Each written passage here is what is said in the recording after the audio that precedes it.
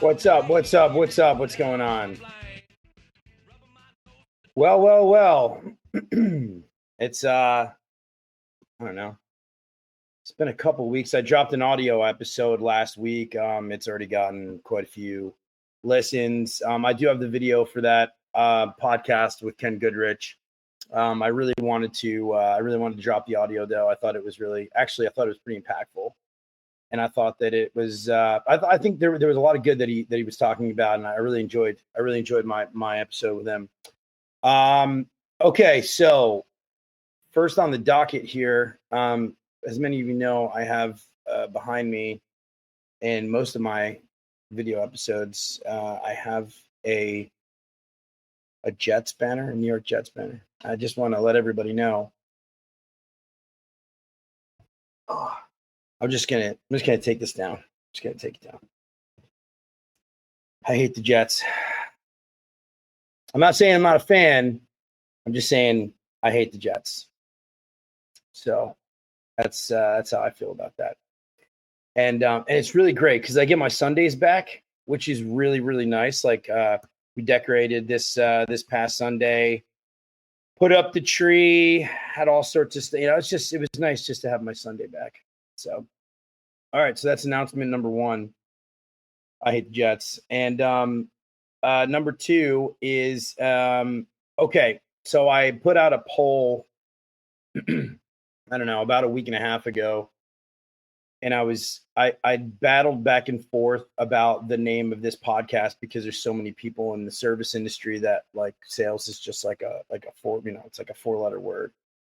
So I put out some ideas. I started messing around with the logo and I decided to make a name change, and it's going to have the same sort of logo, but it came down to just In This House podcast, or it was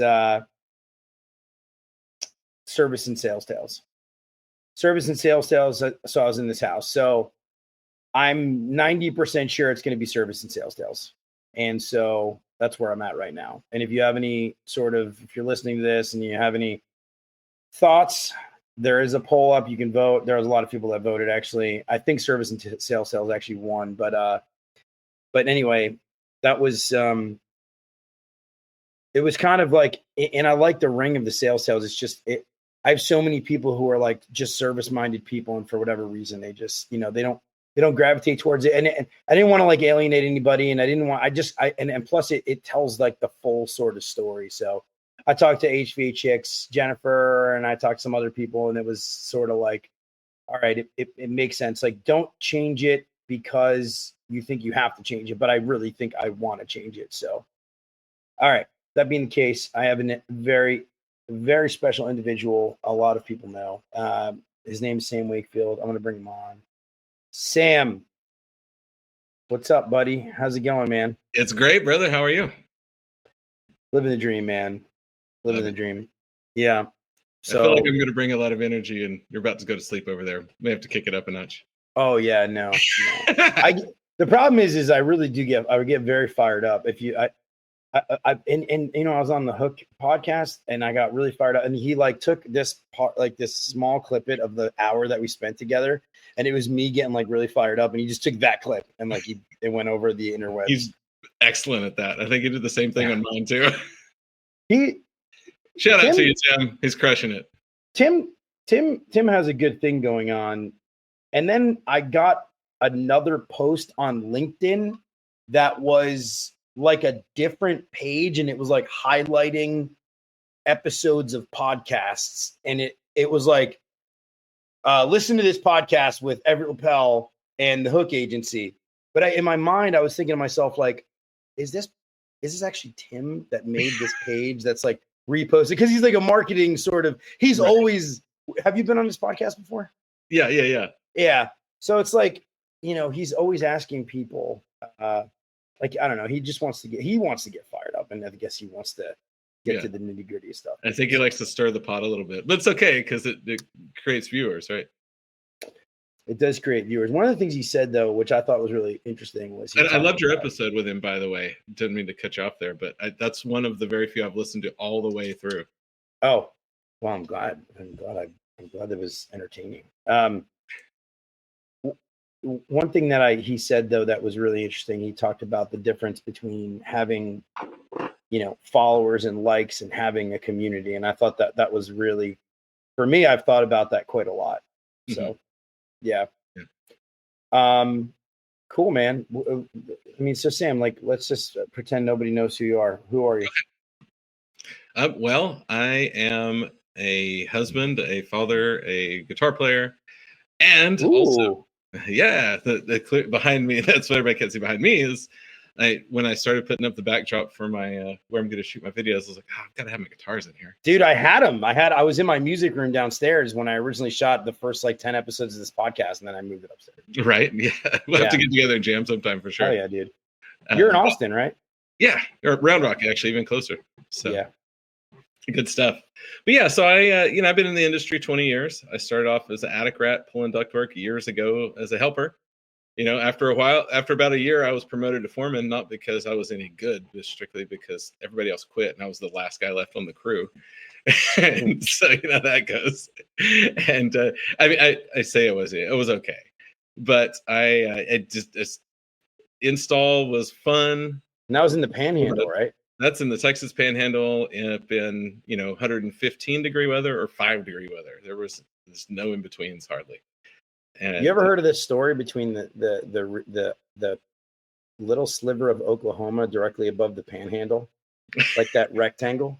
Have you ever heard the story? You couldn't see it from where I was, but you could throw a rock and hit it. That's for sure. But no, what's the story?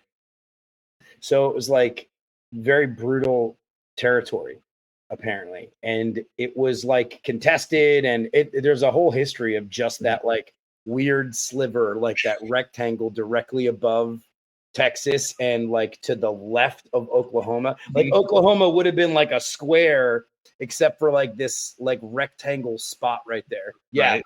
I'd recommend, I probably could pull up the video, but there's a video on interesting on the history. As you drive north of there, it's 35 minutes and you're across it hardly. And so yeah.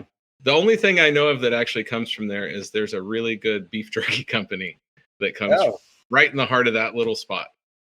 Well, there you go. There's a lot of cattle. Yeah, well, that's true. Yeah. So that's where I was. I was first 10 years of my career was there. Once I moved into sales, then the light bulbs went off, and I was like, "Wow, this is for me." But I sucked, and so I had to get better, and started that journey. And one of the funnest things that happened to me there was getting involved both with my mentor at the time, Brian Winkleman, learning business, and he instantly plugged me into ACA and into Service Roundtable and all the different back then the groups that 2010, 2011, 2012, and I started learning from there. And then the next big phase was when I after selling that started a home performance side of the company there with him. After a few years, took an exit, moved to Austin, and then basically started over in large market versus small market, and did some pretty fun stuff here. And that's where we've landed is after I became the sales manager, sales trainer at a company there, the owner grew it, sold it, and then now moved full-time into coaching and sales training, and really focused on changing this industry and helping everyone become someone worth buying from. There's too many jokes in our industry about how many heart attacks and wives have you had, and I just got sick of it and said, let's become better people. I love that. For people that don't know what home performance is, explain what home performance is, because I was very involved in home performance. Yeah. Well, if you remember, then that was way back then. ACCA launched their IE3 event in Austin, Texas. Right about this was 2010, 2011, 2012, so about 2010 or 11. And home performance is really they tried to make an industry out of all of the other things except heating and air systems. So insulation, sealing the building envelope, windows, doors, all of the components that work. Truly, if we were to do the right thing in a home, which is exactly what we should do, it's all aspects of that. But there's so many different modalities, so to speak, that it's hard to bring it all under one roof. But that's what we did back then. Is we had to wait. Hey, we can do it all, and it was pretty. Was there a like a rebate program where you were working? Because I came from a state that had an actual cash rebate program where if you did those and you get incentivized to do those upgrades in your house. Yeah. Oh, hell no.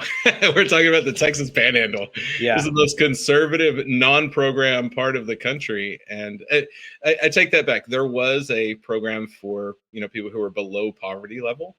But for anything else, it was like, sorry, it's your house. You've got to pay for it. So no, we were out slinging, 10, 15, 20, $30,000 insulation jobs with no equipment in it back then at no rebate, just because it's the right thing to do. Yeah. Yeah. We had a really robust rebate program. So if you could save, let's say between 20 and 40% of your envelope, of your building envelope, of your carbon footprint, you could qualify for money that it was subsidized by the utility coalition. So it's money. It's actually no different. Like, so in DFW, we have Encore, right? And so if you upgrade your AC system to a heat pump or whatever, even if you go AC to AC, but it's really efficient, you get money from Encore, from the grid, as long as your contractor participates in the program.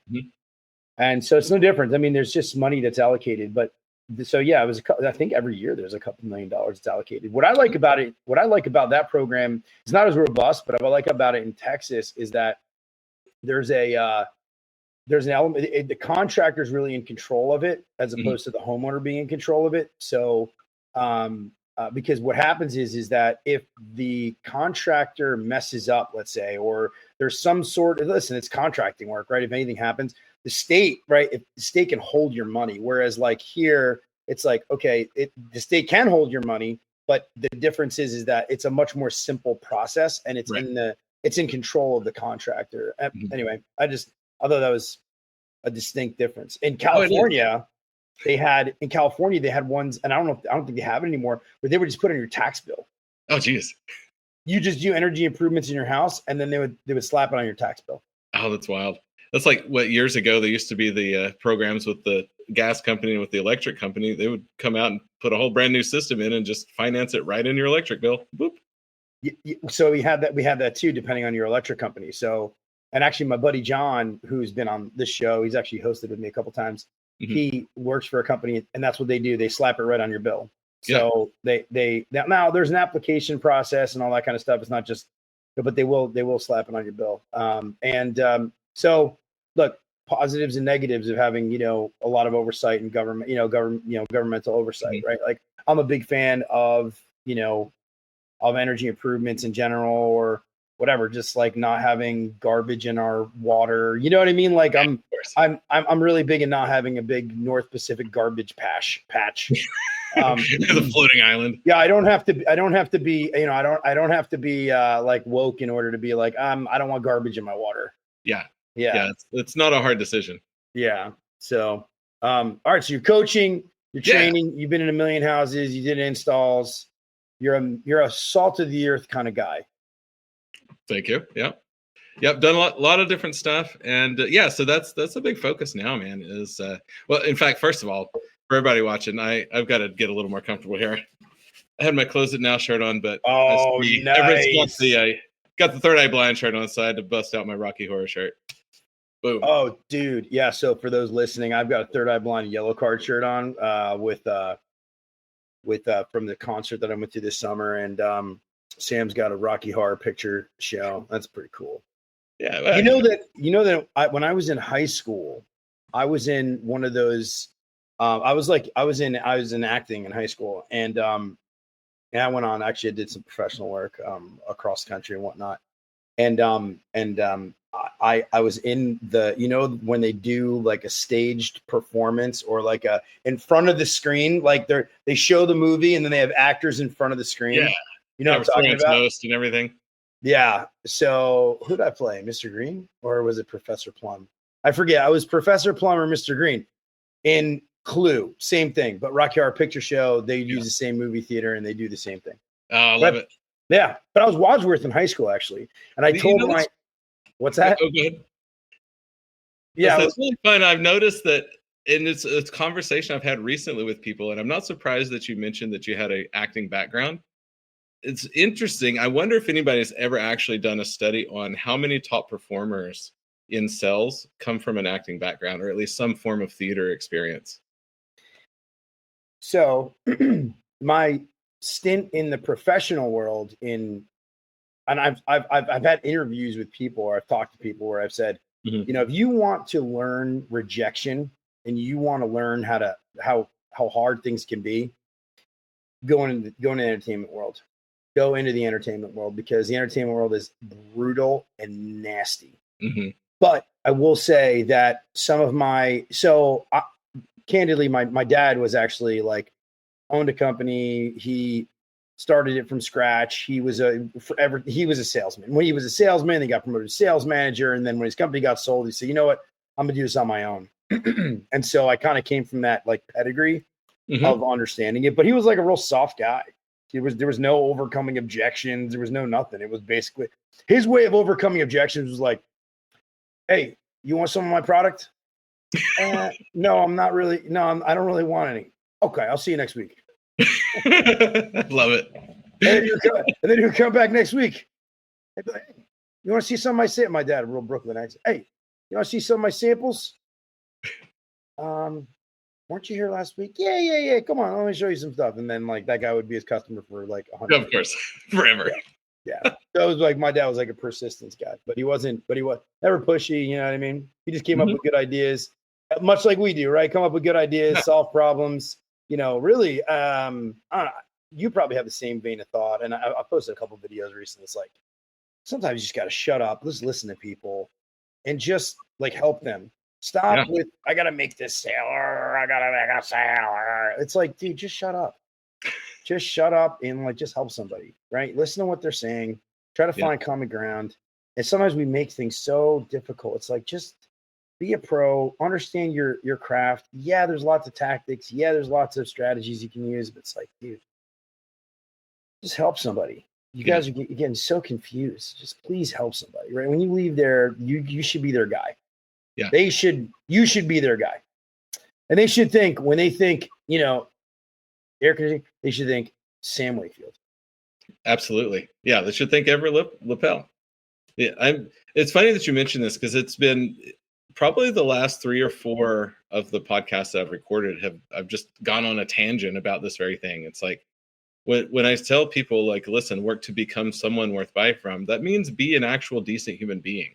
It's like literally show up with like your heart for compassion and care and truly wanting to solve their problems has to be more important than you needing to keep the lights on at home. Even if you are literally down to negative $2 in your account, it cannot be that when you're in the house.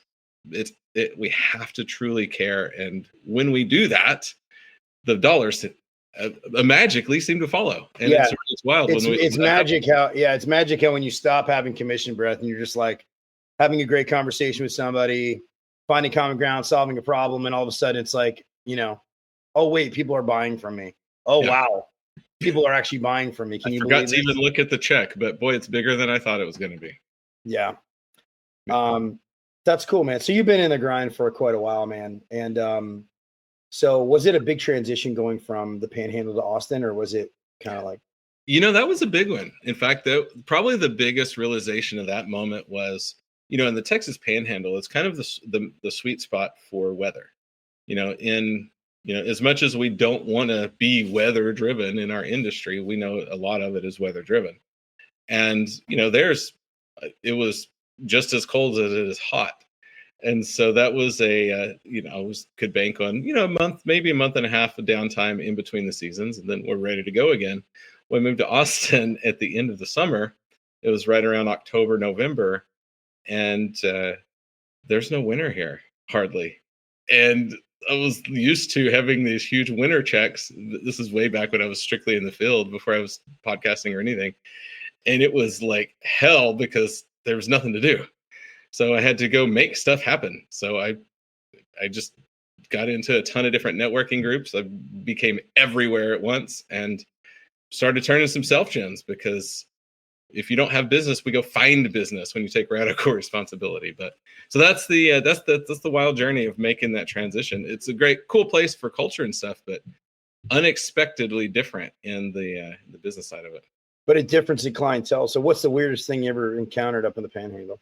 Oh, weirdest thing in the Panhandle. One, Yeah. so definitely have had a handful of, plenty of farm, ranch, that kind of stuff. Probably one of the craziest ones. We were there's a couple crazy ones. Of course, everybody's got the people wanting to offer you drugs and stuff in the house. Definitely. Wait. Of course, you have people wanting to offer you drugs. Of course, bro. Here's a funny one. We're like 7,000 calls. I don't even know if I've ever had anybody actually. I mean, yeah, you want to hit this joint, but like when you say drugs, like I mean, okay, yeah, no. So evidently I wouldn't say it's the area, but people were much more forthcoming. And there was this one time I was in the house, and the dude and his wife, they basically like, hey, we're going to step into the back room for a minute. Feel free to come back and join us if you want. And they're straight up hitting meth back there. Wait, was this in Austin or was this in the Panhandle? So this was in the back up in the Panhandle. Yeah. Yeah, man. Yeah, it was wild. It's back over in East Austin, and that's what happened. It was wild. Heroin cowboys up there, man. That was nuts. The crazy one though, the ones that who needs a furnace when you hit the pipe, Doug Wyatt. Look at you, brother. Furnace when you can. Doug Wyatt says, "Who needs a furnace when you can hit the pipe?"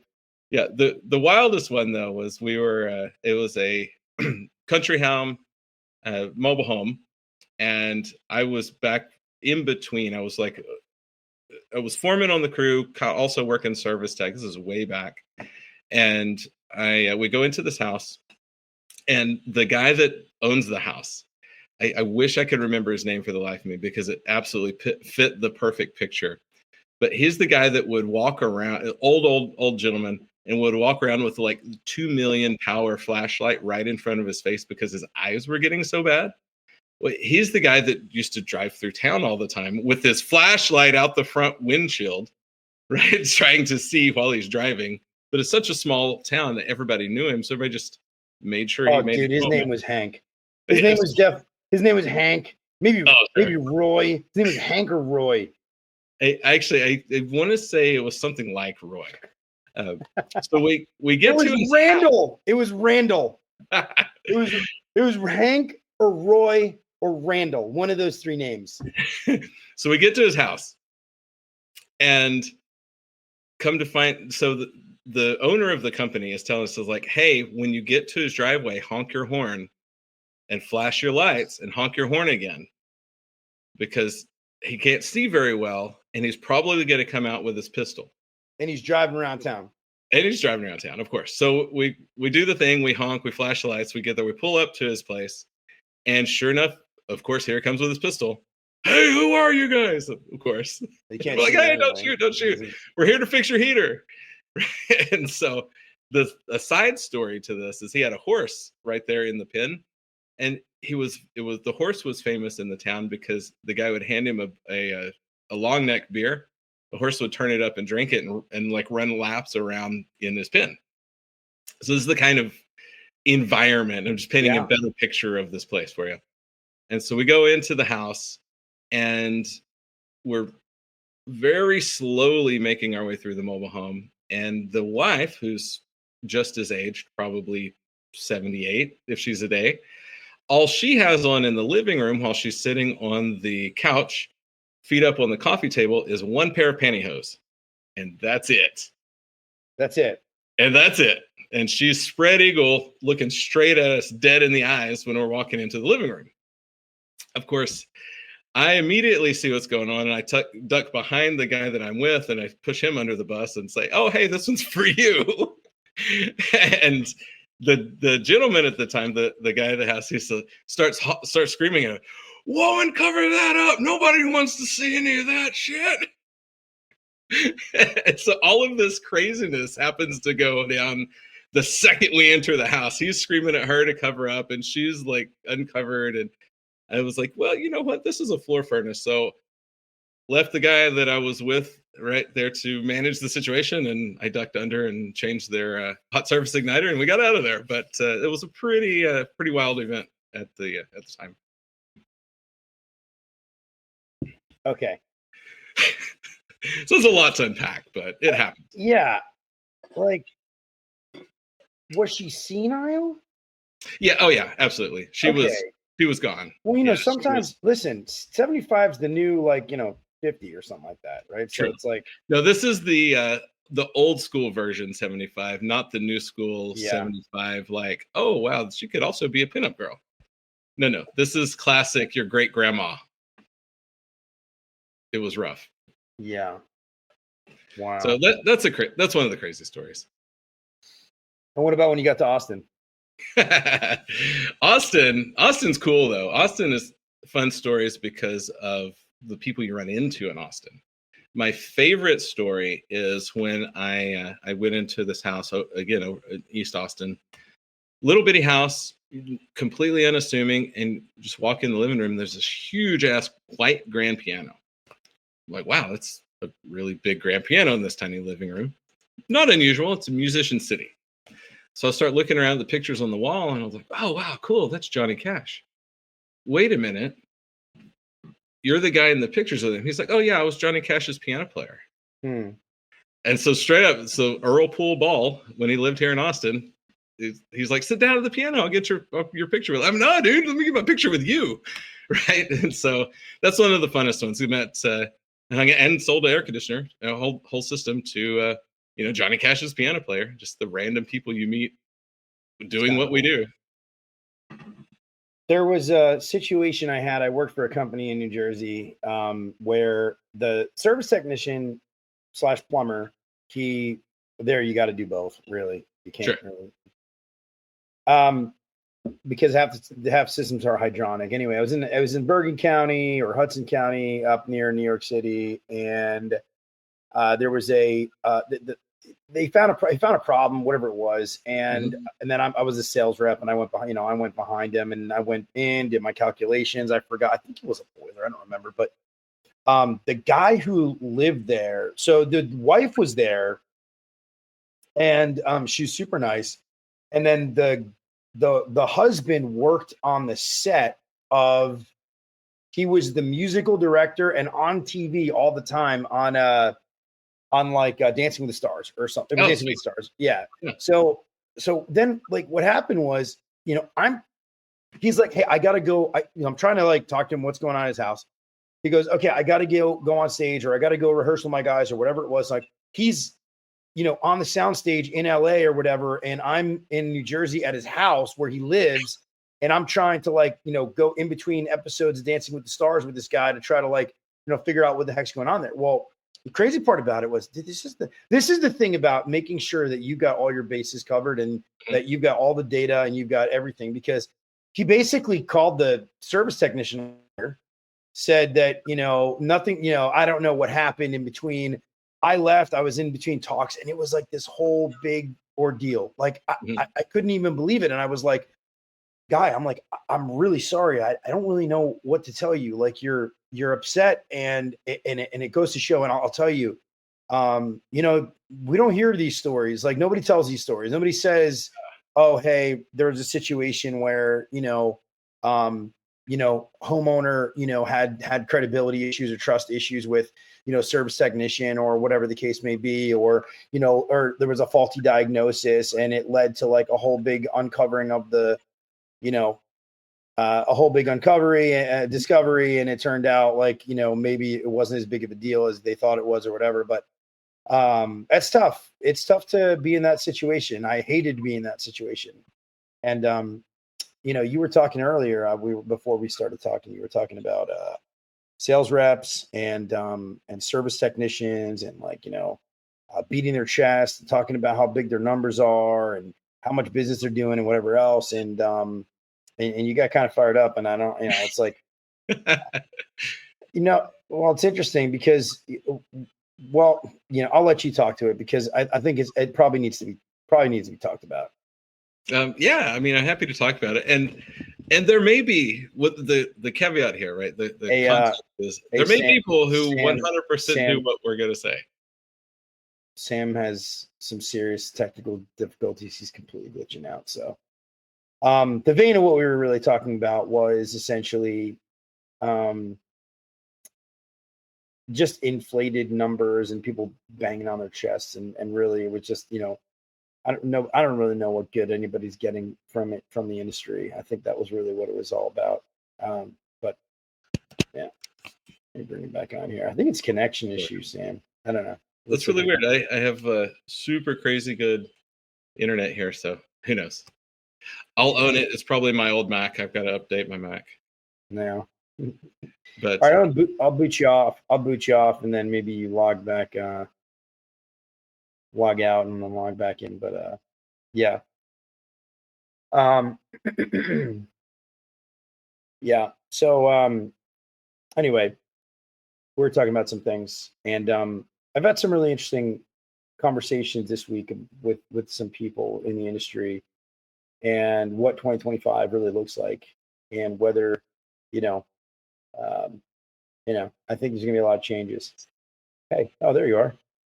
better? Oh no. No, not better. Yeah, maybe switch to your phone. I guess I don't know. It's like, oh, geez. Okay, it's bonkers. Second show in a row, by the way. Last show, Josh Crouch took over and started to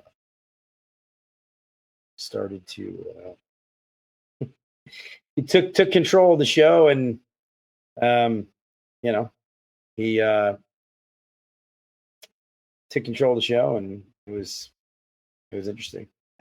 Anyway, long story short, one of the things that had come up, is what's going to be the changes for 2025. Be really interesting to know, what's going to happen in 2025. I have no idea. Are there going to be regulatory changes? I'm interested to see what happens with the program, the federal program. I'm really interested to see the federal program, and whether or not, these different states. I think they've rolled out about 13 states at this point in time. And what was it called? The Inflation Reduction Act. Be interested to see what happens with that.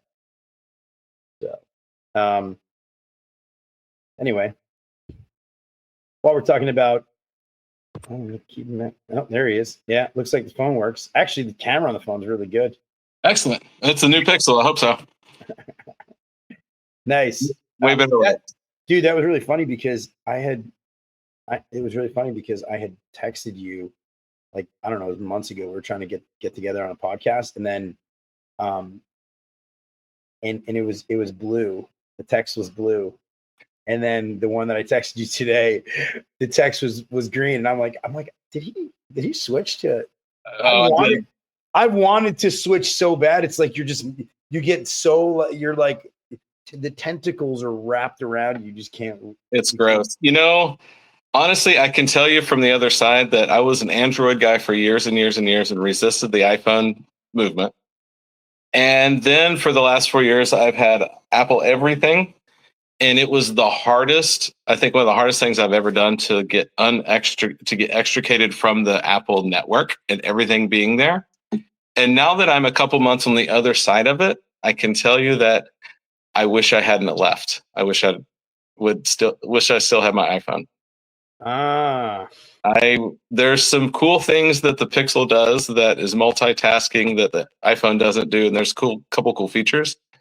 But overall, from my experience, it feels like an elementary version of what a smartphone should be. So just my personal honest opinion of the new Pixel.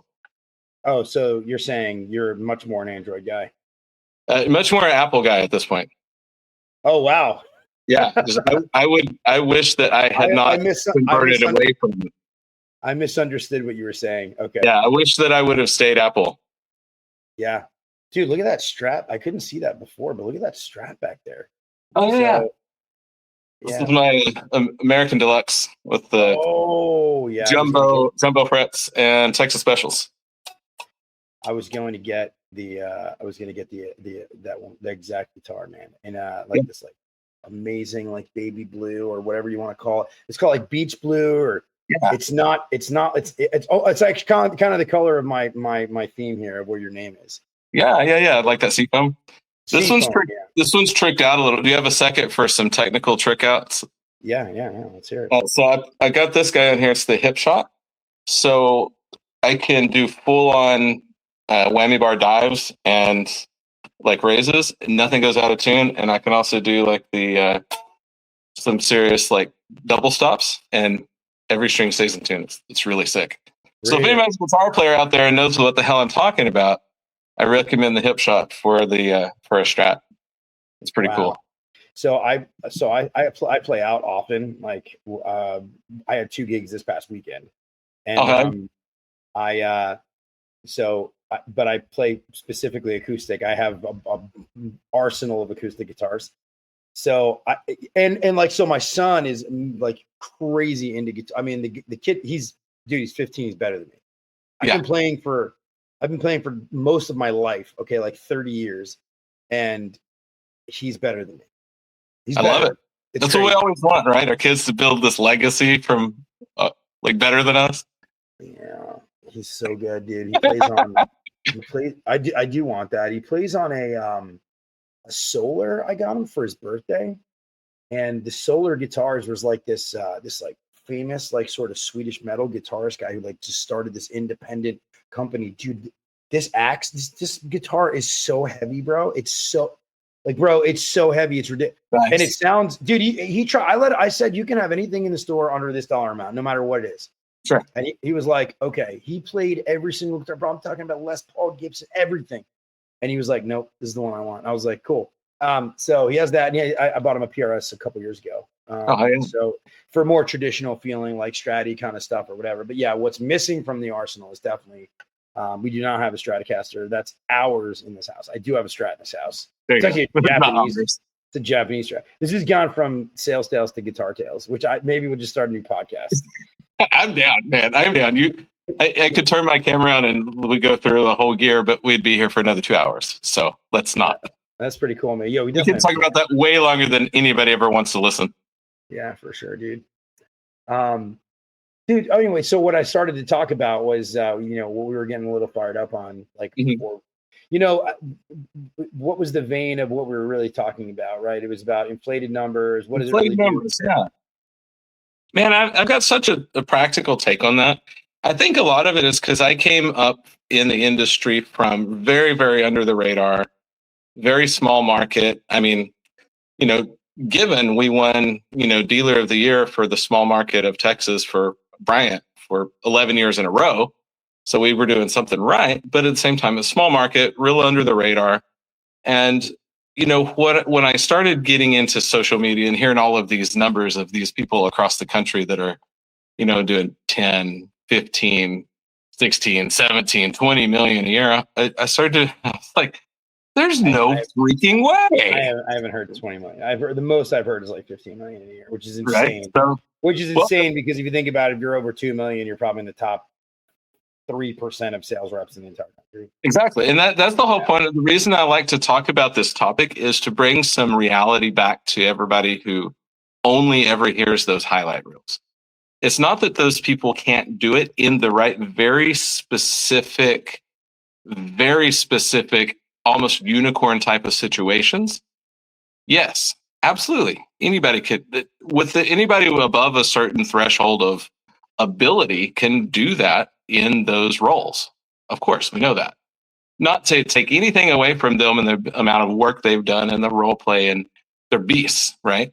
But for the rest of us, if we're not in that very perfect pinnacle of where an entire company is built around one person, what do we do, right? You build a whole company to do that? Or do you pray and wish and hope that you get to one of those companies and somebody dies off or moves so you can take that role? I mean, what do we do, right? So that's the first question in my head. Yeah, there's a nuance there because, so for instance, like if you have a company that is built really well and you have a team of people, I'll give you a great example. So the company that I came from in the company that I worked for some years, look, they have marketing efforts, they have a good team, they have a good name in the industry. It's in a very busy, very bustling kind of market. So you're gonna have where you have people, right, where you have a market. If you position yourself properly, you're going to be able to succeed. So those numbers are not now. In those cases, you're typically going to have a lot more techs on the road. So the share is not necessarily going to go all to like one kind of dude. So yeah, I get it. Like you got these powerhouse people, but you know, this is kind of a deeper rooted issue. The deeper rooted issue is really, you know, we base a lot of what we do in our lives, not just here in this industry. We base a lot of what we do on comparison. 100%. And so I've struggled with this recently. I'm not going to lie. I've struggled with this mentally, emotionally, you know, certain things that, you know, you have, you look at people's, you know, success or where they are, whatever it is. And you look at people's, you know, the things they're accomplishing, and you say to yourself, like, and I don't know if everybody feels this way, but because I'm the way I'm wired, and probably you as well, I just, you know, I say to myself, like, man, it's never like, I'm not there yet. I'm just not there. I'm never there. Just not there. Can't be. I didn't get there. I'm not there. Oh my gosh, I got to do more. I did more. And I think it's unhealthy. I think you should always strive for more, but I think if you strive for more based upon the fact that you saw things and I think that's what I think that's what the essence of what you're trying to say is. Oh, 100% agree. Yeah. And I don't bring it up to take any credit away from any of those organizations or the individuals, but much more to really emphasize to the majority of the industry. Most 99.5% of the people listening are not that. So what I don't want them to end up, because I know people that have quit and left the industry because they could never hit those numbers. I'm like, guys, you don't understand what is happiness for you. What is success for you look like? And just because you're not that, it's okay. So let it inspire, encourage, motivate, so you see what's possible, not let it be that comparison that constantly is that thief of joy. So, and I'm like you, I've always said, always be content, but never be satisfied. We're still, did I buzz out again? Mm-mm.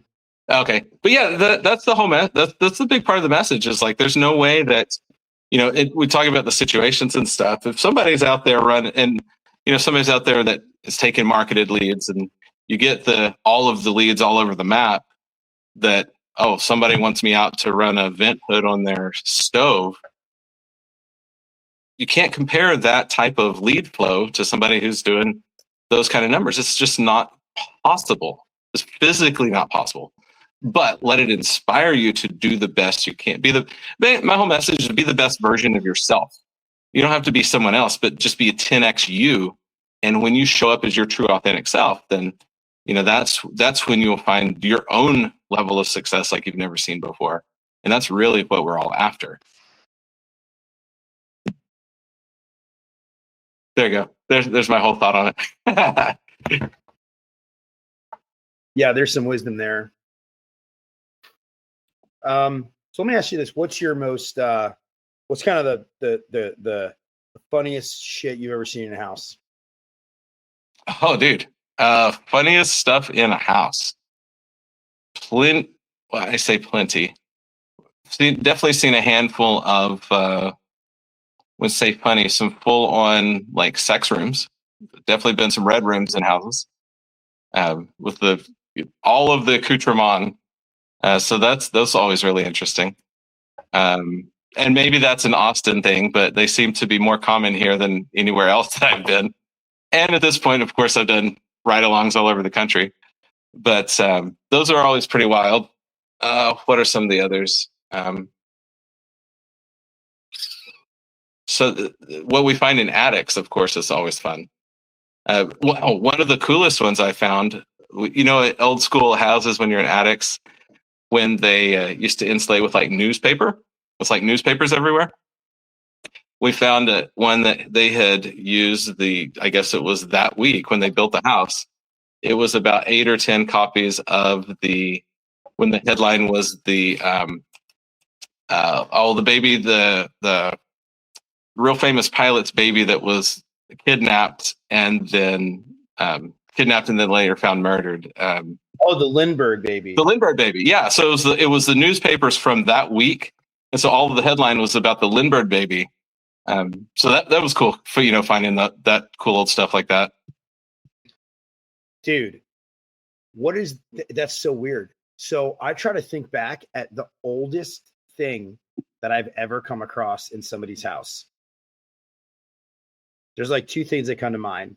One was I was in a house in right along where like George Washington and the Continental Army went down to New York to fight the Redcoats, the British, right? Yeah. There was a house built along that area. I think it was East Hanover, New Jersey, or Whippany, New Jersey. Anyway, the house was originally built in like 1780, 1760, 1770. It was really old. And there was an original sewn 13 colonies flag, hand sewn in a frame that was made. It was like Betsy Ross, like sewed it. Yeah. Oh, yeah. That's crazy. And that house had a bunch of muskets and bayonets that were like he had the largest arsenal of Revolutionary War history guns in the world. It was it was the craziest thing. Actually, that was a boiler, and you probably you never worked on hydronics really, but like this boiler, it went from, it was so funny, just so weird to watch it go from like wood to coal, from coal to oil, from oil to natural gas. And then, we were, I mean, it was a lot of work. So we used to bust down all sorts of, we used to have to sledgehammer those things, man, just break them apart. Crazy. I've not worked with a lot of boilers in Texas. Especially this last year when I started doing a lot more travel dates and trainings at locations all over the country. Oh, okay. Definitely some of the ones up in the Northeast. I was up at Yost and Campbell up in New York, up in Yonkers, and up there north of Manhattan, and up in Pennsylvania, Carbondale, Pennsylvania, with T. Spall up there, and some of the different others. Triangle up in Pennsylvania, and came across plenty of boilers, that's for sure. Especially the ones right down in Manhattan. Those guys are nuts. Yeah, those are most of those companies are like, a lot of those buildings are even run like union run buildings. They're not even, it's not even standard companies, like union companies that run it. Oh, it's wild. And the craziest part to me was learning about some of the like fixed rental income rates or fixed rates. It's like these people I'm meeting that have been in the same apartment that have this fixed rental rate, and they're paying like $22 for rent every month. Yeah, so it can never go up as long as they live there. I got a buddy who has that, and he has an apartment in Brooklyn that would be like $4,000 or $5,000 a month or whatever, and he pays like $500 a month. Yeah. And his grandmother, so it gets passed down. Like you could pass it down, like through generations or whatever, but it's very difficult. Like you'd have to file for Section 8, like you basically to get. Yeah, I mean it's super expensive to live up there.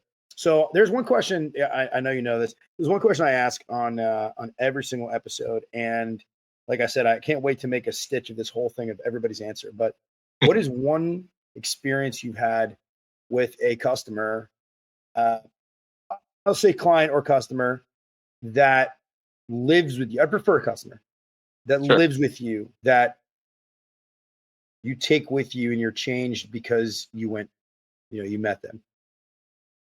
Ooh, that's a tough one. I've had some very deep emotional conversations in my appointments over the years because I'm just that guy. I just sit and listen and care.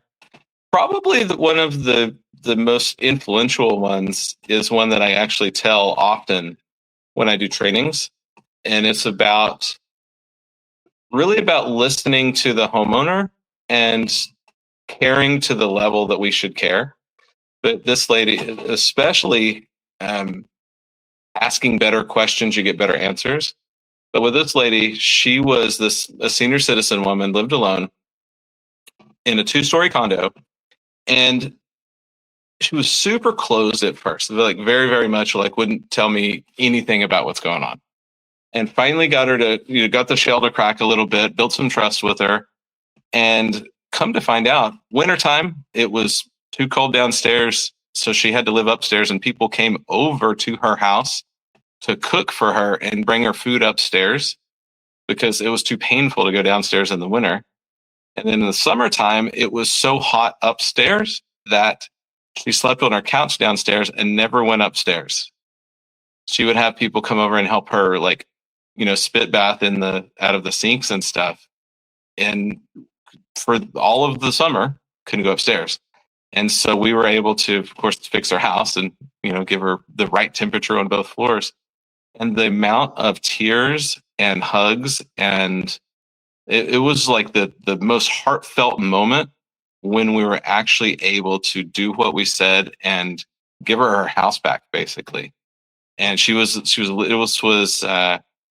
I remember very specifically, it was right towards the end of October, 1st of November, which of course in the Texas Panhandle is getting to be really cold at that point. The first snow is usually, Halloween. And she was in tears thinking about how she was going to get to go. It was going to get to cook her own meals that winter, because she could be downstairs now and it not hurting her. So that one has sat very, very heavy on me for a lot of years.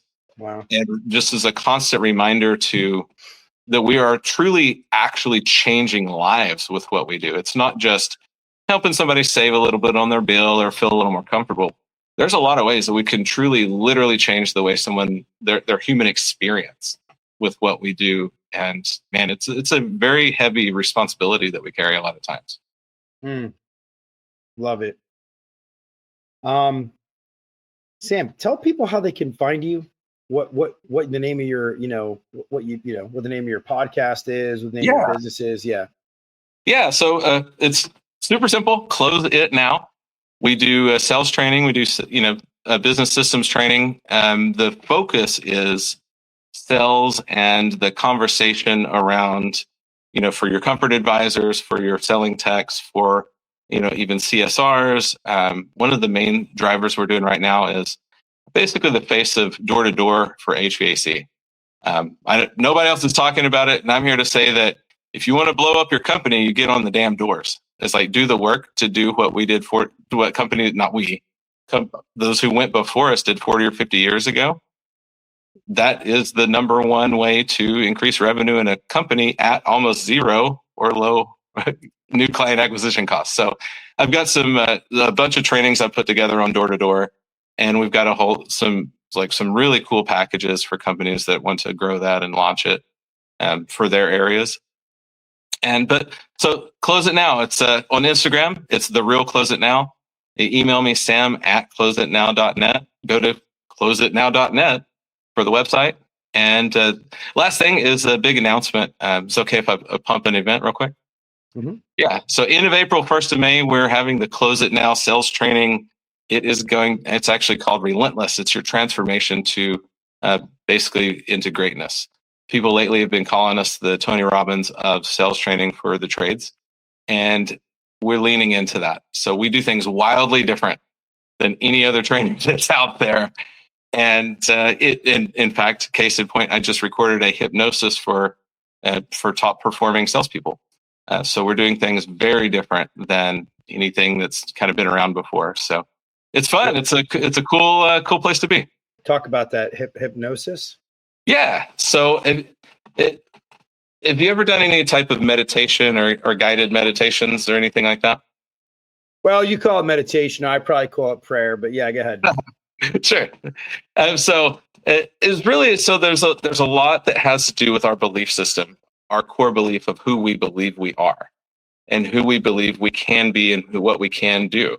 And it's really easy to see that because all we have to look at is just societies, right? Look at society and we hit these upper limits and we don't even realize that they get into our brain through the way we were raised, through the things we learn, through socialization, etc., or from getting into life and have teeth kicked in, right? Thinking, oh, I'm going to accomplish this, and maybe it doesn't happen a time or two.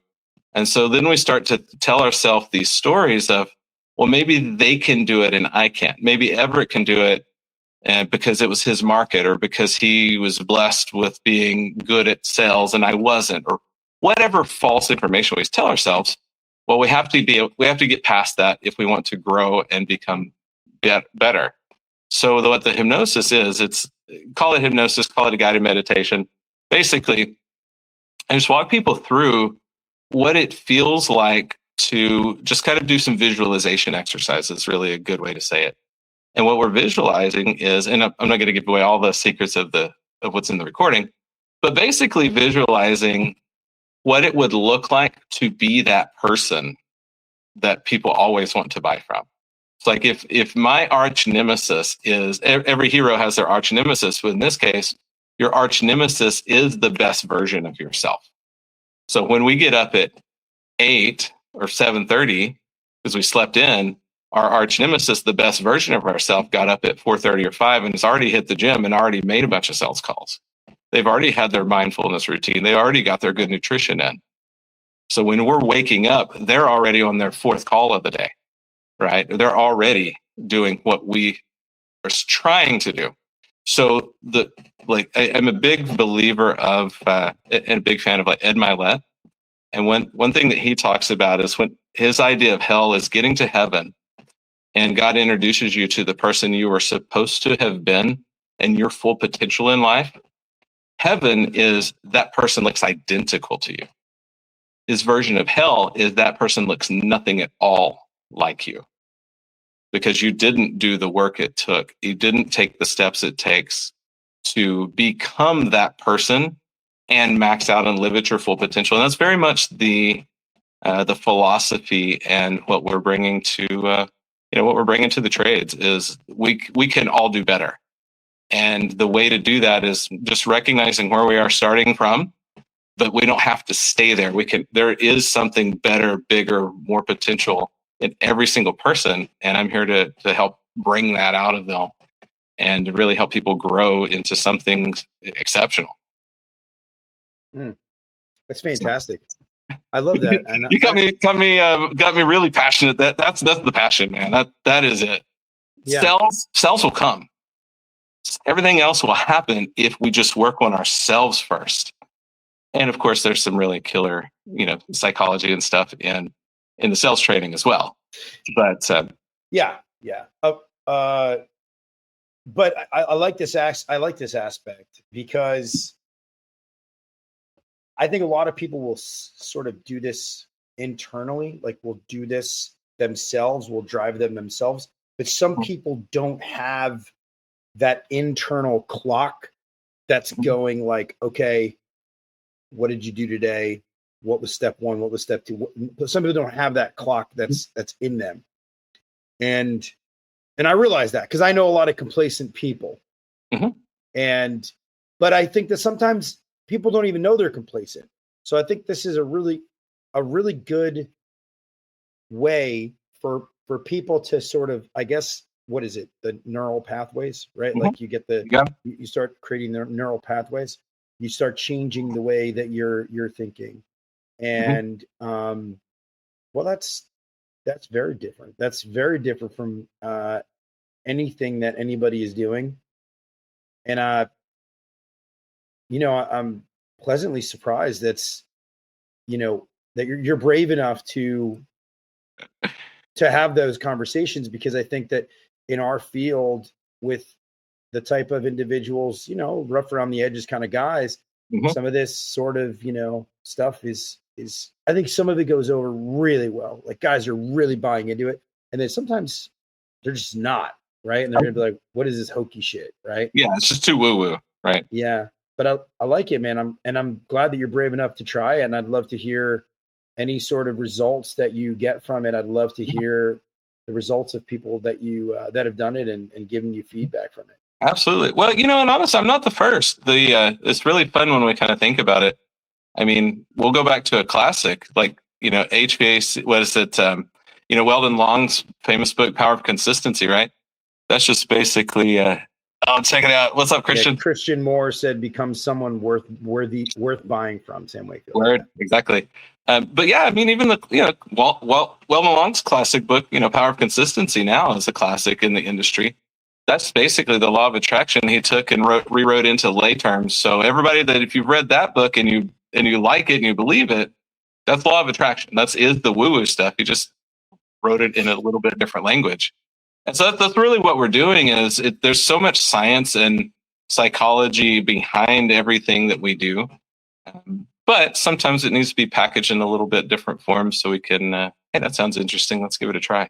How many people do you work with on your team? On the team with Close It Now? Yeah. Currently, it's a really small, pretty nimble company. We're about 3 of us. That's great, man. Mm-hmm. You can stay small and you can really, not a lot of noise. You can focus It's ability on to be what's very important. nimble. You can be dexterous, as I say. Yep. Well, man, I really enjoyed it. One thing I realized, and I've said this time and time again on this podcast, is that like the juices really don't start flowing until about, like, I think there's a reason why Rogan does 3 hours. Yeah, probably. Because there's the juices really don't really start flowing until like, I think a half an hour. Mm-hmm. Half an hour in, that's when juices start flowing, man. But I've loved this conversation. I think that it was great. I'd love to have you back on and after your event, and let's just talk about some success and all that kind of stuff. Yeah, sounds great, man. How it went on, man. I do appreciate you, dude. And for I don't know what we're going to talk about, but I'm also going to be a guest on Sam's podcast, so we're gonna we'll figure that one out. Well, rumor has it, Everett, that you have a little bit of a reputation of being kind of a sales badass yourself.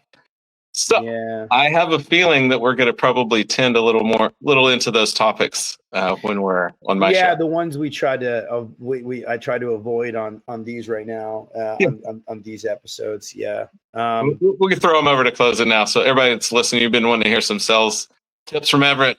Come listen to the Close It Now episode. We'll make him cough them up. I posted a secret the other day. I made a TikTok. I like TikTok for like the short little, like sort of little things. I was also like in like Instagram jail for like 3 months, the first 3 months of this podcast. So all my followers, I don't even. So the funny part about it was I posted this TikTok and I was like, and I love the haters, man. I get so many. It's so funny. It's like so funny. I get all these haters, right? So I was like, first I gave like, all right, presenting financing options, like long-term financing options, like, mm-hmm. how do you present this? And, I was talking about how you explain it, right? Like, hey, look, it's a flexible budget plan. You can pay it off over time. Look, if you have a bad month, you have a low monthly payment, blah, blah, blah. And I was trying to say, look, I was just enabling that person, right? Being a decision enabler so that they don't look at it and like, okay, how long is it? It's 100 years. Exactly. Oh, I'll never pay it off. Like, okay, dude. No, you can pay up to 100 years on it. Yeah, you can pay as much as you want. Exactly. So it's like soft. And one of the comments was, all right, relax there, Kamala. Oh, geez. Right, relax there, Kamala. That must have been somebody from the HVAC for Life group. Dude, no, it wasn't. And I love Jennifer, by the way, who is like one of the admins of that group. Oh, yeah, the group's great. Dude, I get all of my comedy from there. Dude, have you seen this with Gene Slade? Have you seen the Gene Slade wars? So for those that don't know who Gene Slade is, Gene Slade's like he's been around for a long time. Anyway, so he's like a service trainer. Like he goes around, he trains guys on service. He rubs people the wrong way in some respects. So it's very interesting. So this group has like, I mean, literally like remixed video after video of him and like his like bedazzled jeans. Like it's just absolute. Like if you guys get a chance, you should definitely go over to HVAC for Life. Oh, it's so funny. It's funny because I'm in all of the groups and he's actually reposting them in his own group now because they're so funny. Yes. So yeah, now he's taking it. He's like, screw it. I have hate, but who cares? I have hate. So that was one of them. So it says, all right, calm down, Kamala. So what the guy was saying was, you'd ask Kamala a question and she'd be like, John, let me tell you, I grew up in a middle-class town. And and like my kids started sending me videos that was like Kamala like answering questions. It was like a little girl sitting eating breakfast, like, hey, Casey, how come you didn't do your laundry? Well, Dad, I mean, I grew up in a middle-class town, and so that's incredible. So I posted this other one that was like this other video. It was like, all right, tip of the day, shut up. Yeah. Shut up, right? Like, stop trying to spew all this nonsense. Like, just shut up and listen to your customer. They're going to tell you a lot of things. If you just shut up and listen to them, right? Like, there's a reason why they're saying the things they're saying. There's a reason why they're saying like, oh, we're getting other quotes and we're doing this and we're doing that and we're going to talk to all these people and blah, blah, blah. It's Probably because they don't trust anybody, right? So they need to Right. trust somebody, right? So like what I can save a lot of that for your podcast. I'm very fired up, and like you, I do sales training. I just did a sales training for TACA. I sit on the board of TACA, the Texas Air Conditioning Contractors Association, and I love I don't have I don't have the type of organization you have and clients all over the country and whatnot, but I do when I get the chance to do sales training. I just absolutely love it, and I love standing in front of class, and I love learning from other sales trainers. Like I've learned from you today, so dude, I really appreciate you. That's my biggest thing is how fast can I learn faster? I feel you. How fast can I learn faster? That's I'm gonna bring that with me. Man, I really appreciate you. And anything else you want to say before we sign off here? Oh no, I feel like I've kept us running a while. Okay. Thank you for having me on, man. It's been a pleasure. I can't wait for our show. And for everybody listening, go be somebody worth buying from. Go be somebody worth buying from. See you guys.